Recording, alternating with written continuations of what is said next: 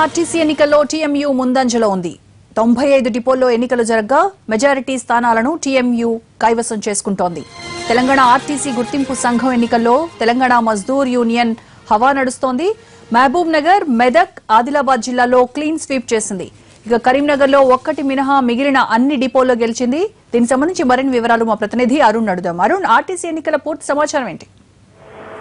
రోజా ఈ రోజు జరిగిన ఎన్నికల్లో టీఎంయూ పూర్తి స్థాయిలో ఆధిక్యాన్ని కనబరుస్తుంది. రాష్ట్ర స్థాయి గుర్తింపుతో పాటు స్థానికంగా ఉన్న గుర్తింపు ఎన్నికలు జరిగిన పోటీలో పూర్తిగా వన్ సైడ్ మెజార్టీతో గెలవడం జరుగుతా ఉంది. ఇప్పటి వరకు జరుగుతున్నటువంటి 95 డిపోల్లో ఒక నాన్ ఆపరేషన్ డిపోకు సంబంధించిన జరిగిన ఎన్నికలన్నింటిలోనూ టీఎంయూ పూర్తి స్థాయిలో ఆధిక్యాన్ని కనబరుస్తుంది. వీళ్ళు ఇక్కడ జరుగుతున్న ట్రెండ్ ప్రకారం చూసినట్లయితే సుమారు 60 నుంచి 70 డిపోల్లో విజయం సాధిస్తుందని అంచనా వేస్తున్నారు. మరోవైపు గతంలో జరిగిన ఎలక్షన్ లో పూర్తిగా కేవలం సెంటిమెంట్ ఆధారంగా జరిగిన ఈసారి పూర్తి స్థాయిలో టీఎంయూ ఆధిక్యం రాదు అని ప్రచారం చేసినటువంటి సంఘాలు కూడా ఈసారి కొద్దిగా చేతులు పరిస్థితి కనిపిస్తుంది.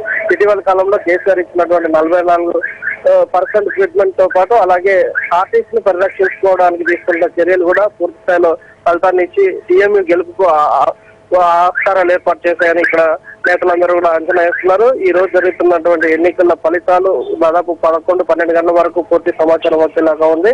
అధికారికంగా మాత్రం ఆగస్టు 6వ తారీఖున అధికారికంగా తుది ఫలితాలను అధికారులు వెల్లడించడం జరుగుతుంది. ఈ రోజు జరుగుతున్నటువంటి ఫలితాల పరిస్థితులు చూస్తే టీఎంయూ రాష్ట్ర స్థాయిలోనూ అలాగే స్థానికంగా ఉన్నటువంటి గుర్తింపు జరుగుతున్నటువంటి ఎన్నికల్లో పూర్తి స్థాయిలో విజయాన్ని సాధించడం జరిగింది.